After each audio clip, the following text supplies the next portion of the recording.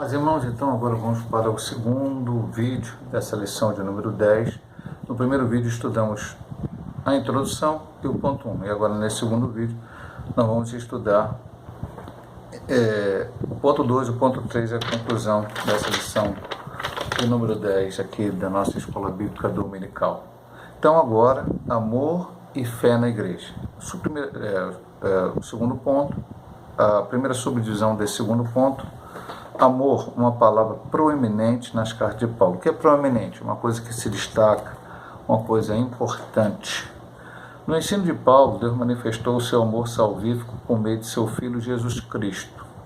O apóstolo mostra que a expressão suprema desse amor é a crucificação de Jesus no Calvário, seu doloroso sacrifício. Ele confirma isso ao escrever aos Romanos, mas Deus prova o seu amor para conosco, em quem Cristo morreu por nós, sendo nós ainda pecadores. Romanos 5,8. Entretanto, é preciso que o ser humano responda a esse amor, cuja reciprocidade se dá nos seguintes termos: porque Deus amou o mundo de tal maneira que deu seu Filho unigênito para que todo aquele que nele crê não pereça, mas tenha a vida eterna. João 3,16. É preciso crer para responder a este amor. Então, Paulo falava sobre amor, lição sobre o amor, né? Lição de hoje, o amor de Paulo, pela igreja. Mas Paulo ensina, e temos a aprender com Paulo, qual a expressão máxima do amor? O amor de Cristo por sua igreja, ao morrer na cruz do Calvário, ao entregar a sua vida por nós, ao trazer a salvação para o ser humano. E aí que ele cita uma das cartas de Paulo, onde ele diz: ele nos amou primeiro, não nós o amamos primeiro, mas ele nos amou primeiro. Mas, aí ele diz um entretanto, mas porém, contudo, entretanto, Deus ama, e é verdade, Deus ama todas as pessoas, Deus ama a igreja, ama, Deus ama as pessoas que não são cristãos, também ama, Deus amou o mundo todo. Isso aqui, João 3,16. Aí significa que o mundo todo será salvo, que o mundo todo receberá a salvação, que Deus levará todo mundo para o céu, já que ele ama? Não. Ele ama, o homem pecou, ele continua amando Adão e Eva, independente do seu pecado, apareceu, conversou com eles, falamos isso na lição passada também, mas ele exige do homem santidade, ele exige do homem, ele quer do homem o arrependimento dos seus pecados. E aí o que acontece? Ele manda Jesus Cristo para morrer na cruz em nosso lugar, a suprema manifestação do amor. E agora o que eu tenho que fazer? Crer nesse sacrifício para receber a salvação. Então ele determina assim: é preciso crer para responder esse amor. Deus ama. Agora, para que eu receba esse amor de Deus, para que esse amor possa ser realmente prático em minha vida, possa ser real em minha vida, eu preciso crer. Crer no Senhor Jesus como único e eterno Salvador. Crer neste amor que Ele manifestou por mim na cruz do Calvário. Porque se eu não crer, eu não poderei receber este amor. Porque eu não creio. Eu não creio que existe este livro aqui. Esse livro aqui, né, do Max Lucado, 365. Está aqui na minha mão. Tem alguns relatos diários para mim ler, para abençoar a minha vida, mas eu não creio que esse livro existe. Ele está aqui, mas eu não creio, eu não acredito que existe esse livro. Esse é um exemplo para o irmão dar, para eu entender. Então esse livro não vai fazer nenhuma diferença na minha vida, não vai servir de nada para mim. Jesus me amou, isso é uma realidade. A cruz do Calvário é uma realidade, o sacrifício de Cristo é uma realidade, mas eu não creio nisto, então não poderei receber, embora Paulo ensinou, a igreja hoje ensine sobre o amor de Cristo por toda a humanidade. A fé e o amor no ensino de Paulo é a segunda subdivisão. O apóstolo nos diz que o amor é a fonte da justiça de Deus imputada ao pecador, concedida pela graça por meio da fé. Assim, fé e amor têm uma correlação inigualável. Os Efésios, Paulo escreveu: pelo que ouvindo eu também a fé entre vós amo o Senhor Jesus e o vosso amor para com todos os santos. Efésios 1,15. Em 2 Tessalonicenses ele arremata: sempre devemos, irmãos, dar graças a Deus por vós, como é de razão, porque a vossa fé cresce muitíssimo e o amor de cada um de vós aumenta de uns para com os outros. 2 Tessalonicenses 1,3. Portanto, segundo o ensino do apóstolo, há uma correlação necessária entre a fé em Cristo e o amor entre os irmãos. Logo, na fé cristã, o único débito que temos como crentes em Jesus é o amor recíproco para com os outros. Esse amor deve ser demonstrado na igreja local. Então, fé e o amor no ensino de Paulo. Olha essa primeira frase. O apóstolo nos diz que o amor é a fonte da justiça de Deus imputada ao pecador, concedida pela graça por meio da fé. Pela fé eu creio no Jesus, e aí é imputada a justiça a mim por causa do amor. Amor é essa fonte. Deus poderia simplesmente entender e saber que eu sou pecador, e sou mesmo, e ponto final. Adão e Eva pecaram, ponto final. Então, vão morrer mesmo, deixa para lá. Mas Deus não, Ele manifesta o seu amor, Ele vem ao encontro do homem, Ele quer ter relacionamento com o homem, Ele demonstra isso para com o homem. E aí é necessário, como falamos no ponto anterior, e ele está dizendo aqui, o autor da lição está dizendo, crer para responder esse amor. Eu preciso de fé. E aqui é a fé para receber milagre, é a fé para receber sinais e maravilhas. É muito bom ser curado. Maravilha, é muito bom ter a prosperidade material, excelente. A resolução de todos os meus problemas, maravilha.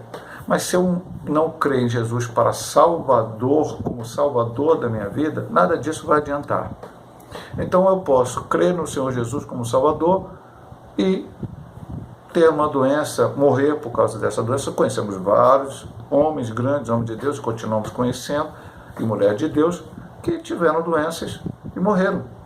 O rei Davi morreu com uma doença que ele tremia todo, e no final da sua vida tiveram que colocar alguém ali para dormir com ele, para deitar-se com ele, para se ele aquecer, uma jovem, né?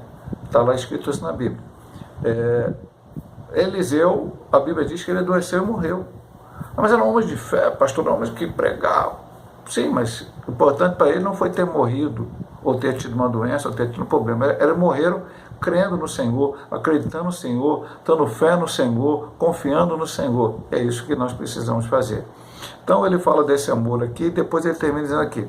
Portanto, segundo o ensino do apóstolo, é uma correlação, é uma coisa que se junta a outra. É necessária entre a fé em Cristo e o amor entre os irmãos. O único débito que temos como crente é o amor recíproco para com os outros, porque esse amor vem de Cristo, ele nos ensina a amar. A dimensão prática do amor na igreja. O ministério de Paulo, o amor tem um caráter prático. Uma vez já estudamos no ponto anterior, vamos voltar aqui. De acordo com o ensino do nosso Senhor, principalmente conforme apresentado na palavra do bom samaritano, o amor se manifesta na atitude concreta em relação ao outro. No contexto em que nos acostumamos a denominar o amor como algo abstrato, é preciso mostrá-lo de maneira concreta no ambiente da igreja local.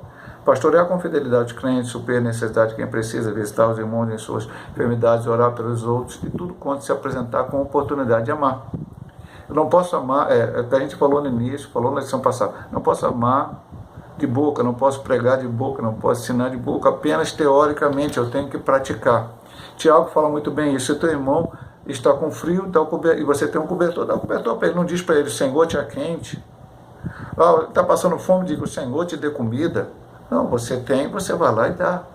Então, o amor, a dimensão prática do amor na igreja. Nós precisamos amar na prática, não na teoria.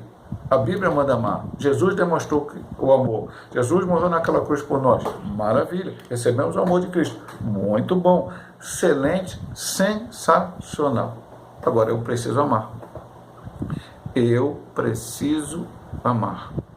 Eu preciso demonstrar o meu amor pelas pessoas. Isso é importantíssimo. Não pode ser só uma teoria. Pode ser só uma questão de falar de boca para fora. Então vamos aqui, meus amados irmãos, para o último ponto da seleção, ponto 3, que tem até, este ponto tem 4 subdivisões. As 3 virtudes da igreja de Tessalônica: fé, amor e esperança. Veja o que o apóstolo diz em sua oração: lembrando-nos sem cessar da obra da vossa fé, do trabalho do amor e da paciência da esperança em nosso Senhor Jesus Cristo, diante de nosso Deus e Pai. 1 Tessalonicenses 1:3, que está na nossa leitura bíblica em classe. Aos Coríntios, Paulo escreveu: agora, pois, permanecem a fé, a esperança e o amor. Entre estes três, mas o maior destes é o amor. 1 Coríntios 13, 13. E assim as três virtudes que formam uma tríade especial nos ensinos de Paulo são a fé, a esperança e o amor. Estas virtudes devem participar da vida da igreja local. E agora nós vamos estudar no ponto 2, no ponto 3 aqui, na subdivisão 2, subdivisão 3, subdivisão 4, cada uma delas separadamente. Fé, amor e esperança. Ele falou aos Tessalonicenses, ele falou aos Coríntios, e no restante dos seus ensinamentos também essas três virtudes estavam colocadas. Três virtudes que tem que ser o nosso objetivo, que tem que ser o objetivo da igreja de Cristo. Virtude da fé. A primeira virtude é a fé. Na carta aos Tessalonicenses, ele se refere ao efeito prático que o apóstolo denomina da obra da fé. Esta obra estava presente na igreja dos Tessalonicenses e Paulo sentia-se grato a Deus com isso. Assim somos encorajados a produzir frutos na igreja local como reflexo da nossa fé. Tiago 2, 18. Vamos até ler aqui Tiago 2, 18 rapidamente aqui. Sempre a gente fala para os irmãos, isso aqui é um estudo bíblico. Estamos estudando a Bíblia Sagrada. Tem um autor aqui que escreveu, louvado seja o nome do Senhor, Deus deu inspiração a ele, mas ele também cita constantemente a Bíblia para que nós possamos aprender. 2,18 de Tiago diz: mas dirá alguém, tu tens a fé e eu tenho as obras. Mostra a tua fé sem as tuas obras, e eu mostrarei a minha fé pelas minhas obras. A gente antagoniza fé e obra. Parece que são coisas totalmente fora do contexto, uma da outra. Fé, não, tem que ter fé. Obra, principalmente por salvação. A salvação é pelas obras, pastor? Não, é pela fé. Mas, contudo, porém, entretanto, a salvação vem pela fé. A partir do momento que eu sou salvo, eu preciso fazer algo para Deus. E não fazer para ser salvo, mas por gratidão e porque o Senhor mandou que nós fizéssemos. Então ele chama aqui na carta aos Tessalonicenses de obra da fé. Ou seja, eu criei em Jesus, sou salvo, remido, lavado no sangue do Cordeiro, e agora eu exercito essa minha fé, fazendo o que Cristo fez. Cristo só pregou? Não, Cristo, veja bem, lá no outro ponto, tem um ponto aí que ele fala, aqui anterior, não nesse ponto, não é? Pastorear com fidelidade dos crentes. Cristo fez isso. Pastoreou os discípulos, apóstolos, todo mundo. Depois até Paulo mesmo adiante. E ainda continua nos pastoreando através da palavra, nos ensinando. Suprir a necessidade de quem precisa. Cristo fez isso. Ele multiplicou pão e peixe na hora, multiplicou todo dia, toda hora. Mas na hora necessária multiplicou e fez outros sinais dessa maneira. Visitar os irmãos em suas enfermidades. Cristo também fez isso. Ele estava na casa de Pedro, a sogra de Pedro estava doente, ele orou por ela, ficou curado. Ele foi na casa de Jairo. Então Jesus fez isso muitas vezes. Orar pelos outros, Jesus, aí não precisa nem dizer que Jesus fez, a gente sabe. Tudo quanto se apresentar com a oportunidade de amar. Jesus praticou o amor, eu preciso praticá-lo. E os pontos vão estar interligados. O primeiro é a obra da fé, ou seja, algo que eu faço porque eu tenho fé no Senhor Jesus e quero fazer assim como ele fez. E não somente ele, mas também os homens de Deus vieram pregando a sua palavra, os apóstolos, Paulo, inclusive, que estamos aprendendo nesse trimestre. Mas como está interligado, agora nós vamos ver a virtude do amor. 1 Tessalonicenses 3, o apóstolo fala do trabalho do amor. Ora, o que podemos entender por isso? O que vamos entender de trabalho do amor? Havia um senso coletivo nos Tessalonicenses de que os seguidores de Jesus deveriam trabalhar motivados pelo amor em nosso Senhor. O trabalho do amor era algo muito concreto. Em Tessalônica não existia doutrina destituída de amor. Estamos diante de uma igreja doutrinária e cheia de amor prático. A igreja precisa conhecer o Evangelho. A gente falou, pastor, a parte teórica não é importante, só falou que a parte prática, não. A parte teórica é importante também, tudo é importante, meu amado irmão. Eu tenho que aprender a Bíblia. Se eu puder ler a Bíblia toda, amém. Se eu puder até decorar alguns textos da Bíblia, ter em minha mente, porque na hora que eu vou ali citar para alguém, logicamente o Espírito Santo vai fazer me lembrar, mas eu preciso. Não, ok, não estou falando nada disso. Estudar teologia para um seminário, louvado seja o nome do Senhor. Você pode fazer isso? Maravilhoso. Fez? Ok. Aprendeu? Não conseguiu fazer? Também tudo bem. Agora, o que não pode faltar na minha vida é prática daquilo que eu aprendi. prática daquilo que foi me ensinado, prática do Evangelho do Senhor Jesus Cristo. Paulo disse: sede meus imitadores como eu sou de Cristo. Nós já falamos isso em lições anteriores aqui, voltamos a falar. Eu preciso imitar a Cristo. Preciso, é necessário, é urgente, é tudo que preciso fazer, imitar a Cristo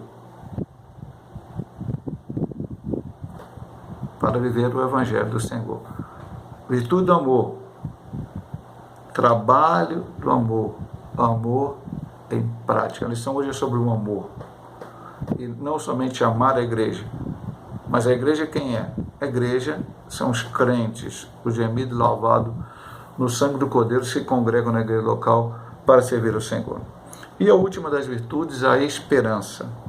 O apóstolo usa também a expressão paciência da esperança. A palavra paciência tem um sentido de resistência e perseverança. A ideia sugere uma perseverança da esperança. O que Paulo tinha em mente ao usar a expressão paciência da esperança era o sofrimento dos Tessalonicenses com a perseguição que eles estavam suportando por amor de Cristo. E ele se comportava assim com a alegria do Espírito Santo.